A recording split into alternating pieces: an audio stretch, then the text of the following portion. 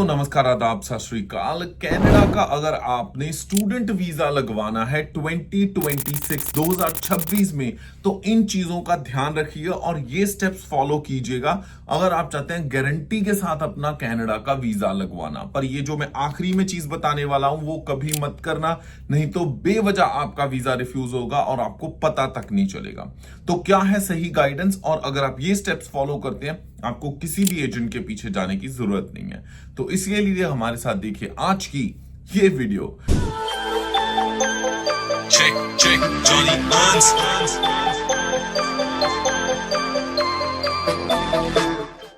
जी हाँ दोस्तों, नमस्कार, आदाब, सत श्री अकाल। मैं हूं जॉनी हंस और लेके हाजिर हूं आज की ये वीडियो। और इस वीडियो में हम बात करने वाले हैं कि कनाडा का जो स्टूडेंट वीजा है उसके प्रोसेसेस में क्या चेंजेस आए हैं। 2026 में अगर आपने कनाडा का स्टूडेंट वीजा लगवाना है तो कौन से स्टेप्स को फॉलो करना पड़ेगा जिससे आपका जो वीजा है गारंटी के साथ लग सकता है। तो बात ऐसी है दोस्तों कि अगर आप कनाडा में इस वक्त अपना स्टूडेंट वीजा का प्रोसेस करना चाहते हो तो चीजें पहले से बहुत बदल गई हैं। ये बात सच है, इसको इग्नोर नहीं किया जा सकता।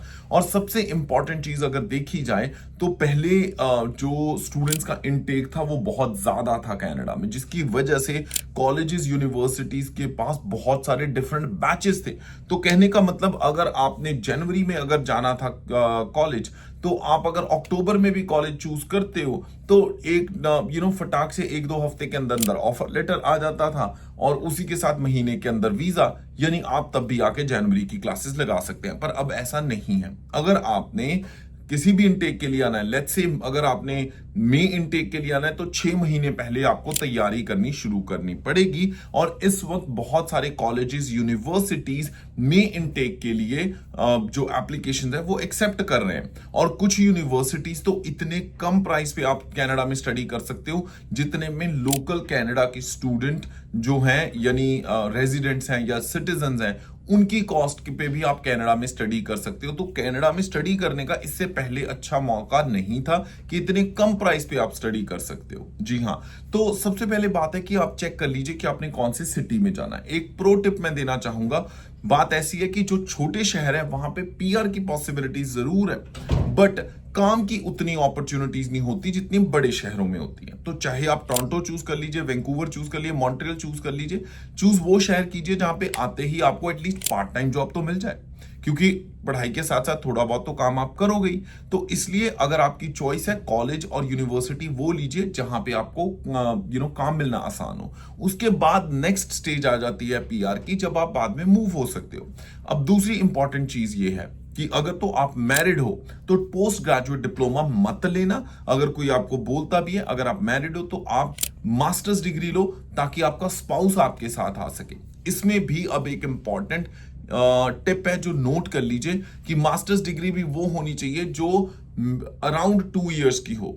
ठीक है जी। अगर आपने उससे कम टाइम की मास्टर्स डिग्री लेने की कोशिश की तो वो आपको सर्व नहीं करेगी। वो इसलिए क्योंकि उस केस में भी आपका जो वीजा है, कहने का मतलब जो आपका स्पाउस वीजा है वो अप्रूव नहीं होगा क्योंकि टाइम ड्यूरेशन कम है।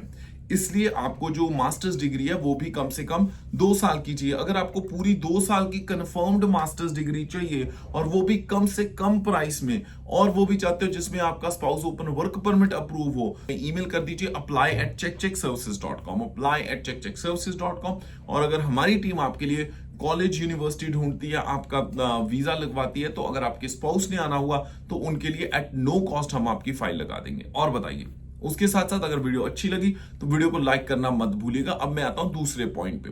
पहले कुछ लोग ऐसे थे कि उनके मल्टीपल रिफ्यूजल्स अलग अलग कंट्रीज से होते थे, वो डिक्लेयर नहीं करते थे।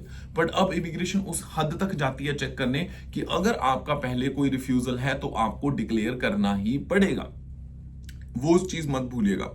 दूसरी चीज ये है कि पहले जो आपको लेटर्स मिलते थे, आप किसी भी प्रोग्राम में चले जाते थे, आपको आसानी से वीजा मिल जाता था।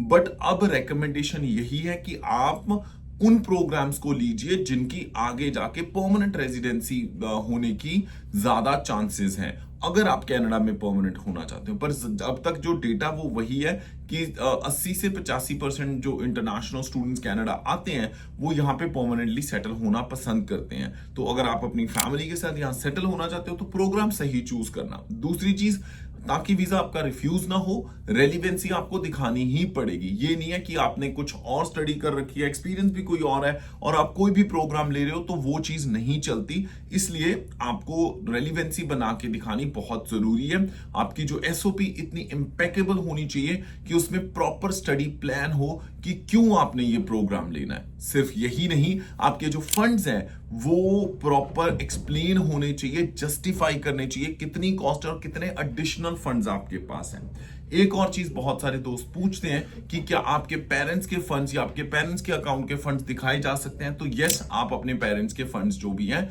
वो भी डिक्लेयर कर सकते हो, वो भी वैलिड माने जाएंगे। तो अगर आप इन चीजों का ध्यान रखोगे तो डेफिनेटली आपका जो कनाडा का स्टूडेंट वीजा 2026 के लिए जरूर अप्रूव हो जाएगा। अगर फिर भी कोई क्वेश्चन क्वेरी है, आपको लगता है कि यार आप कोई एक पर्टिकुलर कोर्स लेना चाहते हो, उसकी रेलिवेंसी नहीं बन रही, या आपको लगता है कि आपको किसी पर्टिकुलर कॉलेज या यूनिवर्सिटी में एडमिशन चाहिए और आपकी बात नहीं बन रही, तो तब हमें ईमेल कर दीजिएगा apply@checkcheckservices.com पे और हमारी टीम ये बात आपके लिए जरूर बनवा देगी। बट एक इंपॉर्टेंट चीज ये है जो मैं जाते जाते बताना चाहूंगा कि जब भी आप अपने वीजा की एप्लीकेशन लगाते हैं, अगर आपने पहले कभी भी वीजा की एप्लीकेशन लगाई है तो इंफॉर्मेशन मैच जरूर कीजिए, कॉन्ट्रडिक्टरी नहीं होनी चाहिए, नहीं तो आपको प्रोसीजरल फेयरनेस की लेटर आ सकती है या फिर डायरेक्टली वीजा रिफ्यूज होने के साथ साथ आपका बैन भी लग सकता है। तो उस चीज को अवॉइड कीजिए। और कौन से टॉपिक्स हैं जिनके ऊपर आप चाहते हैं कि हम आपकी वीडियोस बना के आप तक लेके आए ताकि आप टाइम टू टाइम अपडेट रह सके।